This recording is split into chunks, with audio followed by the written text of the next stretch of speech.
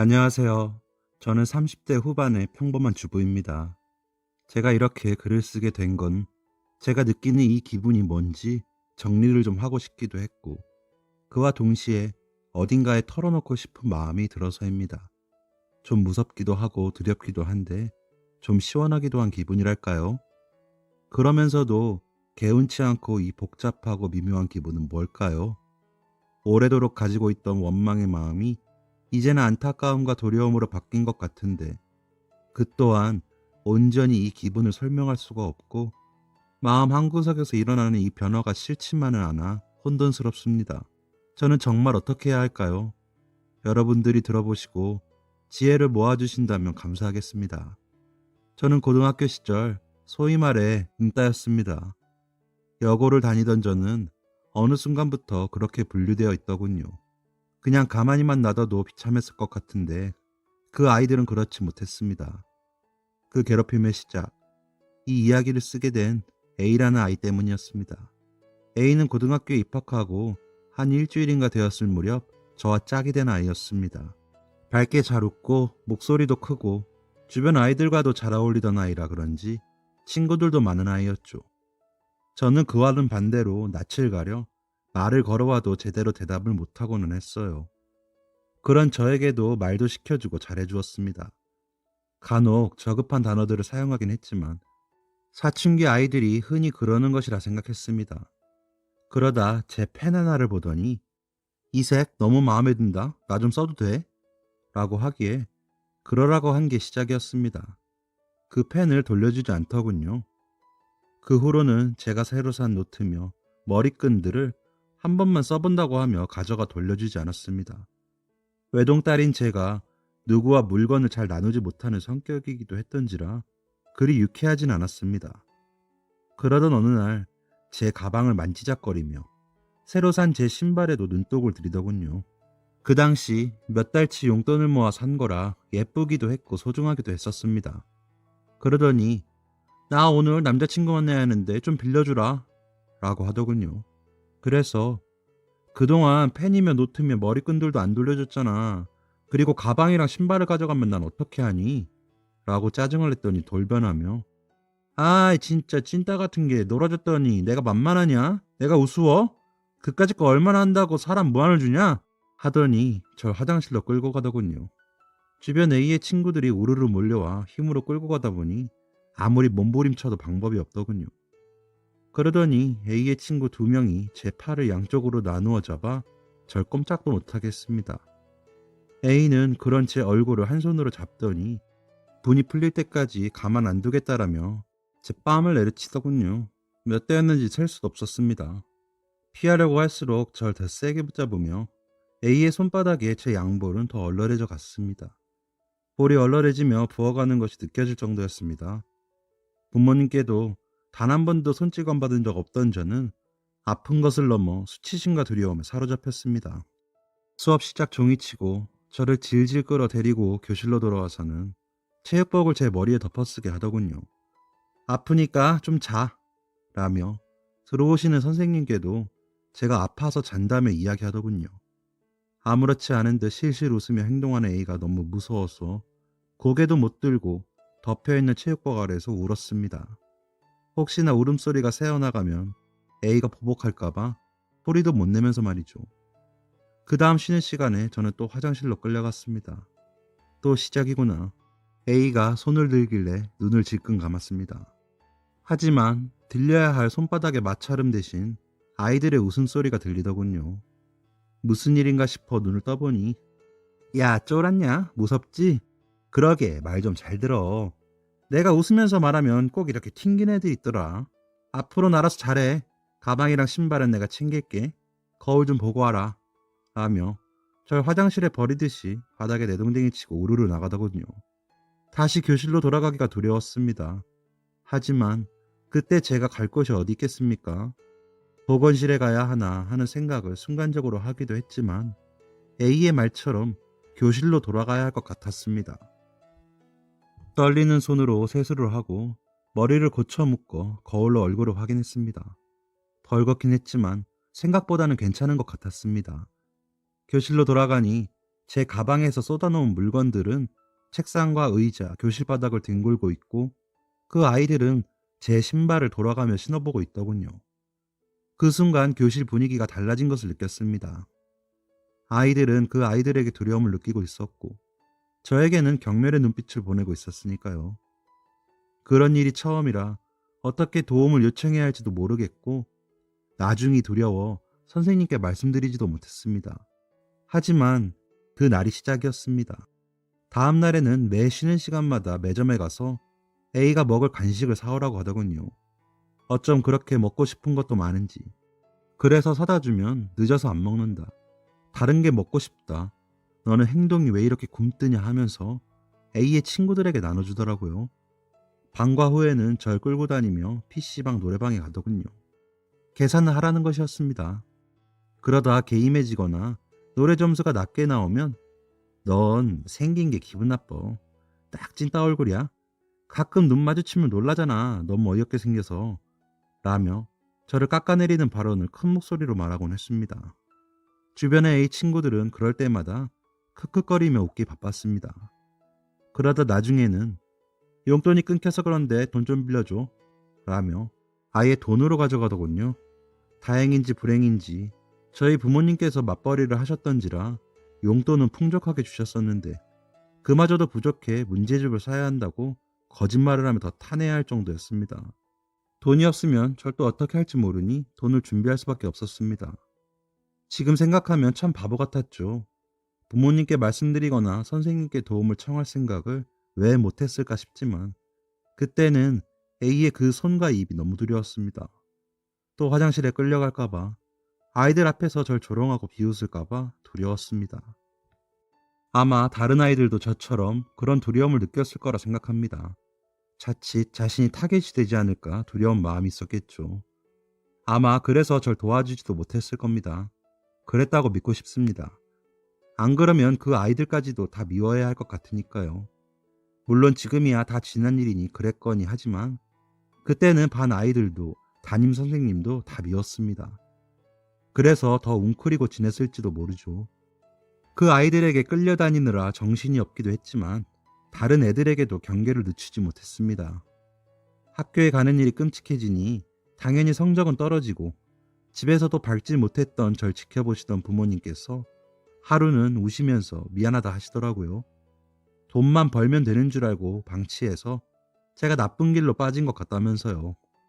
그도 그럴 것이 제 교복에선 담배 냄새가 배어 있었고 매일 늦게 들어와 방에 들어가 나오질 않았으니까요. 그런 부모님을 보니 마음이 너무 아팠지만 그때까지도 너무 겁이 나서 아무 말도 못하고 있었습니다. A가 무슨 짓을 할지 아니까요. 그때 엄마께서 수정아, 엄마에겐 너가 세상 제일이야. 넌 나의 보물이야. 제발 빛을 잃지 않게 바래. 라고 하시는 말씀에 펑펑 울어버렸습니다. 그리곤 그동안의 일들을 사실대로 말씀을 드렸죠. 엉엉 울면서 이야기하느라 제대로 말도 못하는 절 보며 부모님께서는 거의 혼절하다시피 하시더군요. 저에게 듣고 사실을 아신 부모님께서는 다음 날 바로 학교에 찾아가 항의하셨고 교무실과 교실은 난리가 났었습니다. 그 아이들과 저는 각각 상담실로 교무실로 불려가 진술서를 써야 했고요. 반 아이들에게도 사실인지 조사를 했다고 들었습니다. 여러 조사 끝에 그 아이들이 절 지속적으로 괴롭히고 금품을 갈취한 내용이 확인되었습니다.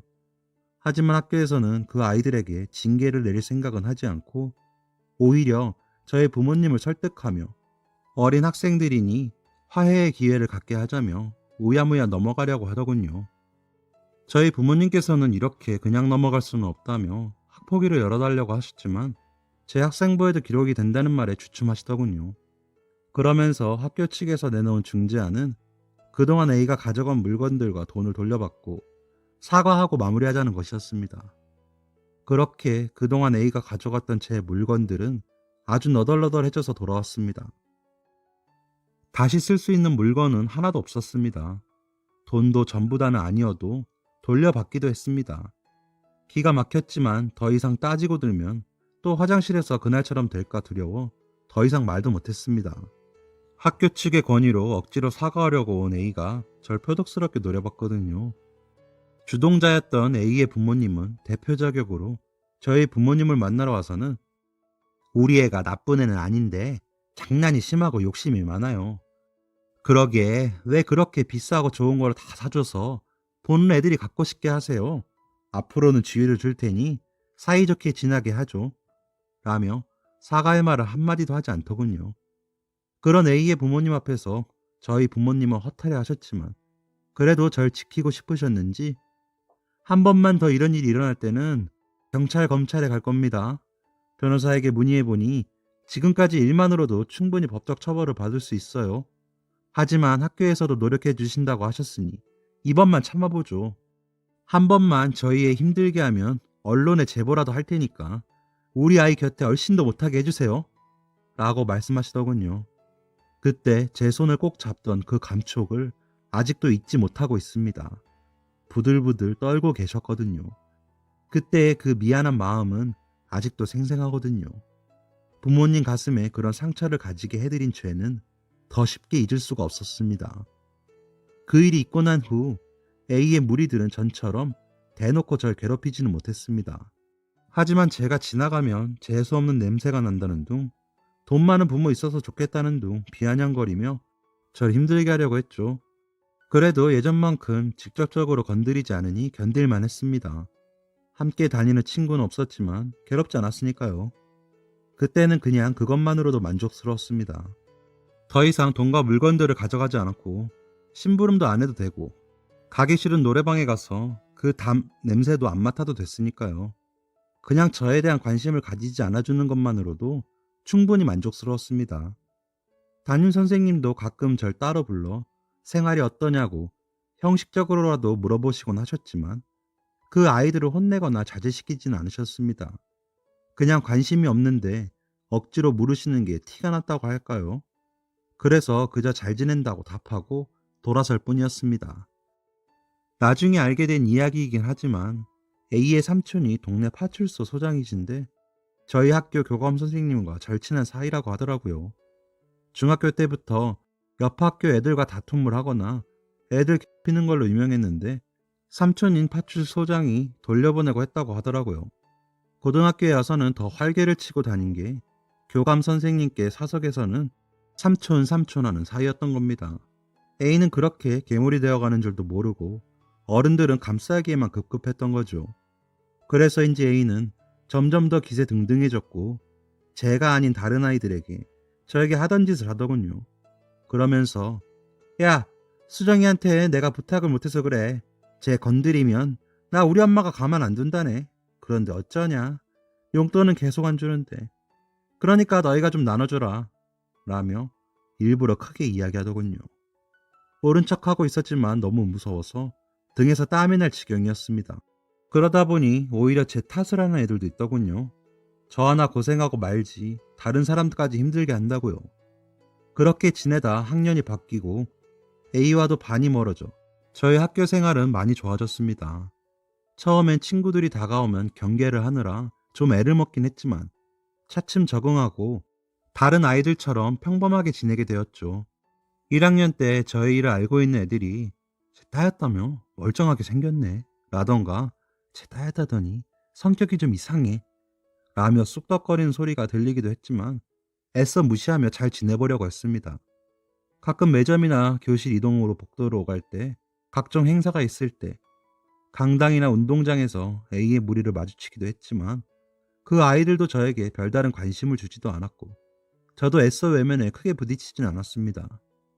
그러다 보니 성적은 다시 올랐고 전보다 더 좋은 성적을 거두며 제가 원하던 대학에 합격하게 되었습니다. 대학 생활은 무난하게 잘 지냈습니다. 그토록 바라던 대학과 바라던 과인 경영학과에 가기도 해서인지 학교 생활은 만족스러웠습니다. 같은 과 동기들도 고등학교 때 일을 모르니 동등하게 대해 주었기 때문에 당당해져서인지 저는 더 활달한 성격으로 바뀌고 있었습니다. 하지만 가끔 뉴스에 나는 흑사 사건을 보면 다른 사람들의 이야기가 아닌 것 같아 마음 아파할 때도 있었죠. 그래도 그때 그 일은 마음속 깊이 묻어두고 꺼내지 않으려고 애썼습니다. 혹시나 이런 상처가 들키면 너도 어느 정도 문제가 있으니까 그런 일을 당하지 라는 소리를 들을까 두렵기도 했죠. 그리고 지금도 마찬가지지만 가끔 그때 일들이 꿈에 나오기도 해서 그 두려움이 온전히 가시지 않은 탓도 있었을 것 같습니다. 그래서 대학 생활을 할 때는 더 밝게 지내려고 노력했습니다. 동기며 선배며 후배들까지 잘 챙기고 모임에서도 적극적으로 나서 친구들도 많아졌습니다. 아무도 저의 그런 상처를 알게 하고 싶지 않았으니까요. 그러다 보니 생활도 편해졌고 자신감도 생겨 학점도 잘 나오며 만족스러운 대학 생활을 할 수 있었습니다. 가끔은 혹시나 저 사람들이 저에 대해 몰래 뒷말을 하지 않을까 걱정이 되기도 했지만 티를 낼 수는 없었습니다. 그저 더 열심히, 더 밝게 잘 지내는 수밖에 없었죠. 제가 바뀌어야 하는 부분이라고 생각하고 극복하려고 노력했습니다. 그래서인지 제가 가고 싶은 회사에도 오래 준비하지 않았는데 합격할 수 있었습니다. 패션 계열 회사였는데 지금도 상위 브랜드인 회사라 합격을 하고 난 뒤 저는 무척이나 만족스러웠었습니다. 이제 다시는 제 인생의 어둠이라고는 찾아오지 않을 것 같은 기분이었습니다. 회사에 입사하고는 더 그런 기분이었습니다. 대학에서 그랬던 것처럼 밝게 열심히 배우며 일했더니 선배들과 상사분들도 예뻐해 주셨습니다. 회식에도 열심히 참석했고 남들이 꺼리는 일들도 그저 웃으며 열심히 했습니다. 그래서인지 막내 잘 들어왔다며 칭찬받는 날들이 많아졌습니다. 그러던 어느 날 부서 간에 교류해야 하는 업무 때문에 다른 층에 방문하게 되었는데 순간 제 눈을 의심할 수밖에 없었습니다. A가 제가 방문한 그 옆 사무실에서 근무를 하고 있는 겁니다. 저는 시간을 거슬러 고1 시절 7년 전으로 돌아간 것처럼 손이 부들부들 떨리고 순간 머릿속이 하얗게 돼요. 그저 A가 절 발견하지 않기를 바랄 뿐이었습니다. 겨우 업무를 마치고 제가 근무하는 사무실로 돌아와서도 안절부절하게 되더군요. 회사를 그만둬야 하나? A가 날 보고 그 전의 일들을 소문내면 어쩌지? 날 봤나? 하는 생각들에 사로잡혀 어떻게 해야 할지 모르겠더군요. 평소와는 다르게 어두운 표정을 하고 있던 저를 선배가 보고 무슨 일 있냐고 물어보시기에 업무차 다른 층에 갔다가 마주치고 싶지 않은 고등학교 동창을 만났는데 우리 회사에서 일하나 봐요. 얽히고 싶지 않아서요. 라고 대답했습니다. 그랬더니 어차피 같은 층 아니면 잘 마주칠 일도 없는데 뭘 그렇게까지 힘들어해. 모른 척해. 라고 하더군요. 그 말을 듣자 해결책이 생긴 것처럼 마음에 진정이 되더군요. 그래, 나만 모른 척하면 다시는 얽힐 일 없을 거야. 라며 스스로 위안을 삼으며 다시 평소의 저로 돌아갔습니다. 그리고 A가 같은 회사에 다니는 것도 잊을 정도로 지내게 됐습니다. 출퇴근할 때나 점심시간에라도 사실 마주치면 어쩌나 걱정이 될 때도 있었지만 신기하게도 그날 이후로 마주치지 않더군요. 다행이다 싶으면서도 불안하기도 했지만 일하느라 다른 생각을 할 시간이 작아져서인지 금세 없던 일처럼 생각하게 되었습니다. 물론 완벽하게 잊었다면 거짓말이겠죠. 마주치면 어떻게 해야 하나 몇천 몇만 번의 시뮬레이션을 돌렸는지 모릅니다. 확실한 건 지금은 학교가 아니고 다 큰 성인이니 당당하게 밀어붙이자는 생각뿐이었습니다. 그렇게 긴장과 망각을 지닌 채 제가 회사 생활을 2년 정도 더 하던 어느 날 그날따라 일도 잘 안 풀리고 야근도 하게 되어 지친 발걸음으로 퇴근하던 길이었습니다. 그 당시 회사에서 저희 집으로 가려면 버스를 한번 환승해야 했는데 그 버스 정류장에 A가 있는 겁니다. 2년 동안 잊고 있었던 두려움이 순식간에 절 사로잡더군요. 흠칫 놀라 구석에 본능적으로 저를 숨겼습니다. 혹시나 이런저를 A가 볼까봐 몸을 낮추고 도망가야 하나 하며 그쪽을 살피는데 A는 혼자가 아니더군요. 그래서 남자친구인가 해서 봤더니 그러기엔 나이가 너무 많아 보이는 40대 후반의 아저씨와 있는 겁니다. 두 사람은 손을 깍지 끼기도 하고 찰싹 달라붙어 멀리서 봐도 심상치 않은 사이라는 것을 알 수 있겠더라고요. 여전히 목소리가 큰 A는 주변에 눈치도 보지 않고 나 너무 피곤해요. 얼른 가서 나 마사지 해줘요. 라며 남자와 이동을 하더군요. 갑자기 어디서 그런 용기가 난 건지 저는 그들의 뒤를 따라갔습니다. 따라가며 들리는 소리에 부장님 어쩌고 하길래 싶어 작은 골목으로 들어서는 그들을 휴대전화로 촬영하기 시작했습니다. 둘이 얼마나 급한지 주변은 살피지도 않고 끌어안고는 앞만 보고 가느라 제가 따라가는 건 모르더군요. 그러다 얼마 지나지 않아 보이는 모텔로 자연스럽게 들어서더군요. 그 장면까지 동영상을 촬영하고는 뒤도 돌아보지 않고 버스 정류장 쪽으로 달렸습니다. 버스를 타기 전까지 혹시나 A가 쫓아오지는 않을까 싶어 계속 주변을 살피며 노심초사했습니다. 버스에 타서도 심장이 쿵쾅거리고 손발이 후들거리더군요. 그리고 전 그 순간 17살 때로 돌아가 있었습니다. 그리고 이거라면 A에게 복수 비슷한 걸 할 수 있겠다 싶었죠. 집에 도착하자마자 새로운 이메일 계정을 하나 만들었습니다. 그리고 회사 홈페이지에 들어가 사내 메일에 들어갔습니다. A가 근무하던 부서의 팀원 모두와 회사 임직원분들의 메일로 그날 찍은 동영상을 보내버렸습니다. 그리고 그 이메일 계정을 없애버렸습니다. 그렇게 하면 아무도 제가 그런 일을 한 줄 모를 테니까요. 전송 버튼을 누르고 난 뒤에도 심장은 계속 쿵쾅거리고 있었지만 어딘가 모르게 통쾌함을 느꼈습니다. 그러면서 나에게 그렇게 했던 대가를 너가 이제서야 치르는구나 라며 저의 그 행동에 타당함까지 부여했던 것 같습니다. 그러면서 그 결과로 퇴사까지 해버리면 다시는 마주칠 일도 제가 마음 졸일 일도 없을 것 같아 그렇게 되기를 바라기도 했습니다. 그리고 며칠 뒤 사무실에는 술렁이며 소문이 돌았습니다.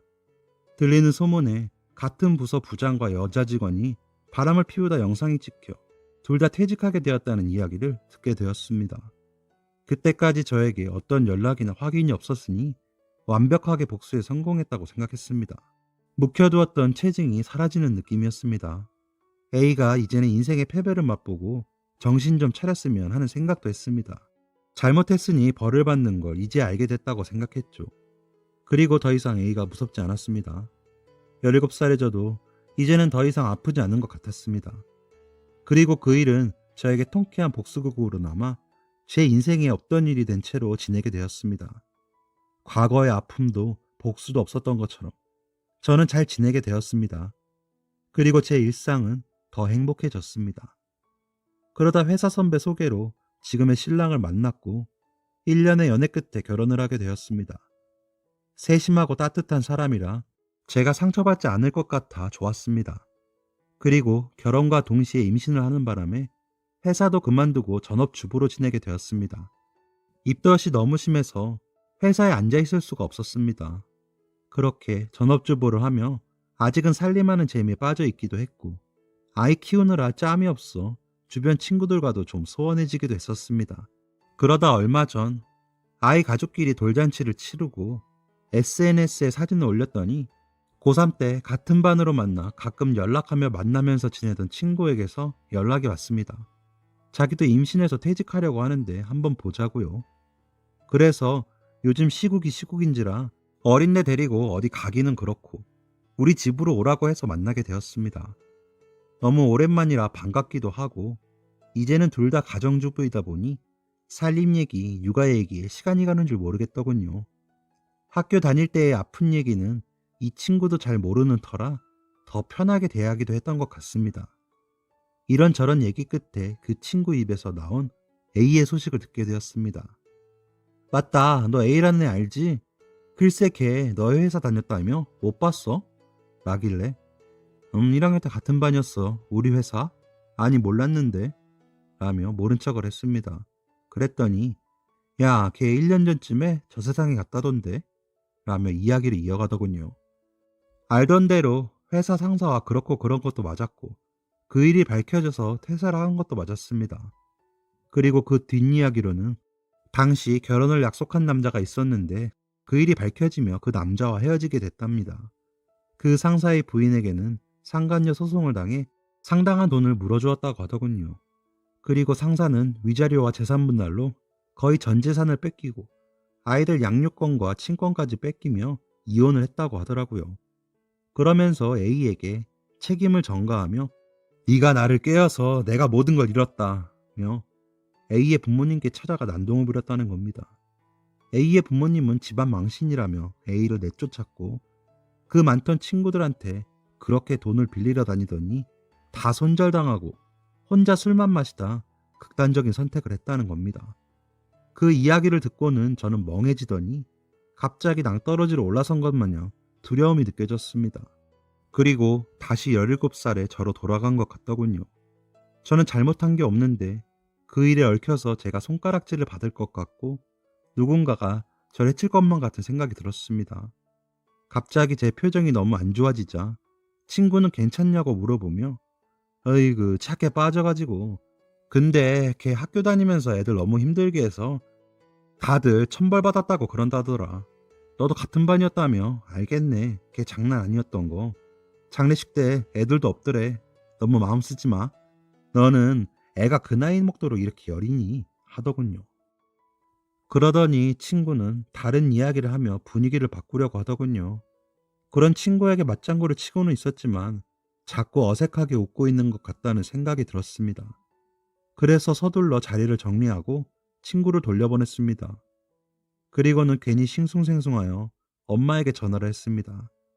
간단히 안부를 묻다가 엄마 혹시 나 고등학교 때 A라는 애 기억나?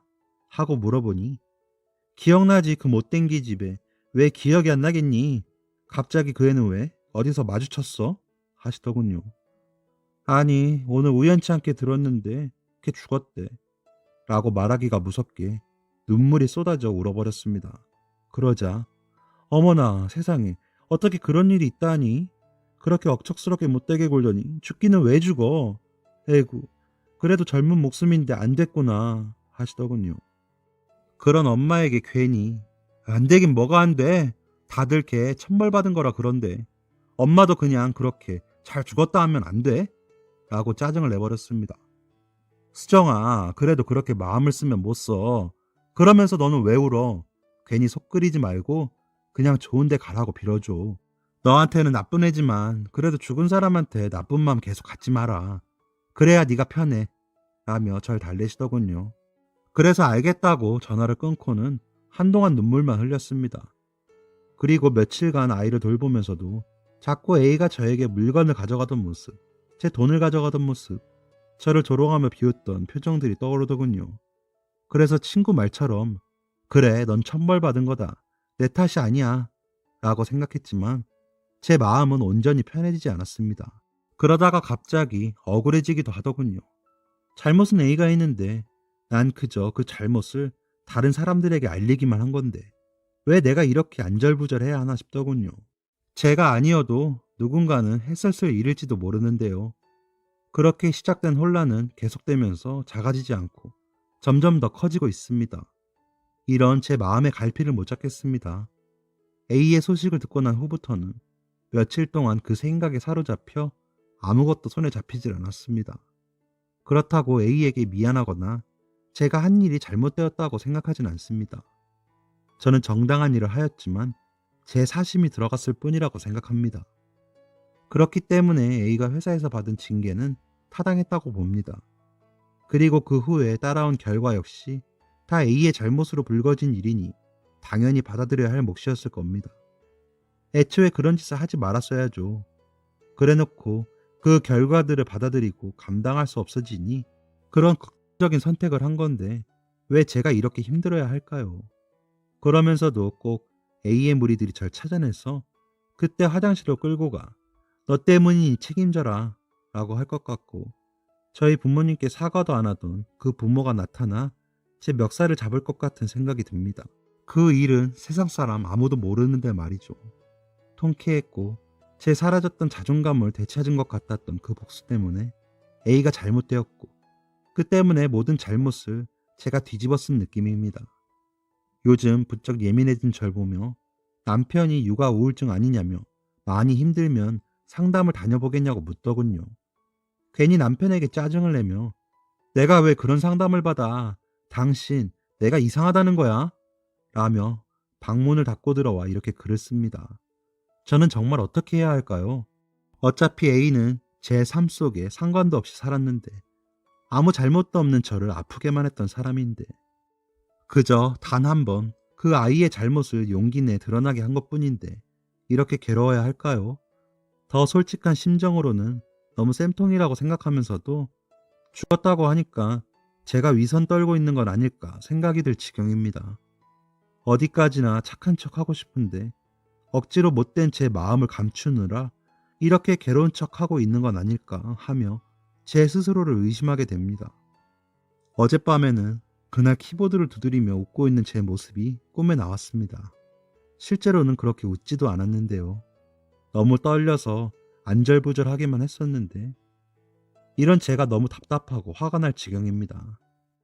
다른 사람들이 쉽게 말하듯이 천벌 받은 거라고 하고 넘어갈 수 있으면 얼마나 좋을까요? 정말 아무것도 모르겠습니다. 하나 확실한 건 제가 다시 그때로 돌아간다고 해도 저는 똑같이 그 메일을 보낼 거라는 겁니다. 그러면서도 제 마음이 이렇게 복잡한 건 왜일까요? 전 앞으로 어떻게 해야 할까요?